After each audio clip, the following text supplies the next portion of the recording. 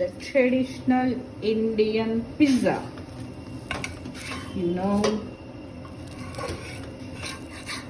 ఎంత బాగా కాలితే అంత రుచి ఉంటుంది అనమాట. ఇది చిన్నప్పుడు మా అమ్మ బాండీలో మూకుట్లో పెట్టి పుల్లల పొయ్యి మీద పెట్టేసి వదిలేసేది కాలేంతవరకు. అది ఇంకొద్దిగా కాలితే ఎందుకలా చూస్తున్నారు ఇద్దరు? ఫస్ట్ అవర్కి వస్తుందా? ఇప్పుడు ఇది ఎంత ఎర్రగా కాలిందో. దీన్ని పెన్నం మీదే షేరింగ్స్ అన్నమాట. The traditional Indian pizza.